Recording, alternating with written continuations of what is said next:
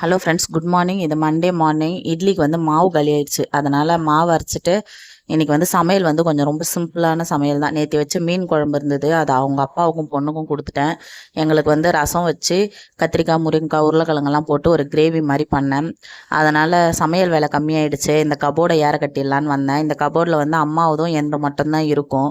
அம்மாவதெல்லாம் களையலை, அப்படியே தான் இருந்துச்சு. அதை அப்படியே கொஞ்சம் க்ளீன் பண்ணிவிட்டு எடுத்து வச்சுட்டேன். எந்த தான் ரொம்ப களைஞ்சு போயிருந்தது, அதை ஏற கட்டிகிட்டே இருந்தேன். என்னடா இன்றைக்கி எந்த சம்பவமே நடக்கலைன்னு பார்த்தேன். மாவு அரைக்கலாம், அது பாட்டு அழகாக ஓடிட்டு இருந்துச்சு. தேவையில்லாமல் நான் வந்து கொஞ்சம் தண்ணி ஊற்றினோன்னா மொத்தம் செதறிடுச்சு. என் ட்ரெஸ் எல்லாம் ஆயிடுச்சு. அப்புறம் ட்ரெஸ் எல்லாம் மாற்றிட்டு அந்த இடத்தெல்லாம் க்ளீன் பண்ணிவிட்டு மறுபடியும் வந்து துணி மடிக்கிற வேலையை பார்த்தேன். அழகாக ஏற கட்டி வச்சிட்டேன். ஃபஸ்ட்டு பிஃபோர் காமிச்சிருந்தேன் பாருங்கள், அதுக்கப்புறம் ஆஃப்டர் காமிக்கிறேன். சூப்பராக ஏற கட்டி அழகாக க்ளீன் பண்ணிட்டேன். கொஞ்சம் மனசுக்கு திருப்தியாக இருந்துச்சு. அப்புறம் என்ன, கொஞ்சம் ஹெவியாக வேலை செஞ்சுட்டா உடனே காஃபி குடிக்கணும்னு தோணும்ல, அதனால் போய் காஃபி போடலான்னு போனேன். அம்மாவை கேட்டேன், எனக்கும் கொஞ்சம் குடுமான்னாங்க. 2 பேரும் காஃபி போட்டு குடிச்சிட்டோம். Tata, bye bye. நெக்ஸ்ட் வீடியோவில் பார்க்குறேன். நம்ம சேனலில் கண்டிப்பாக சப்ஸ்கிரைப்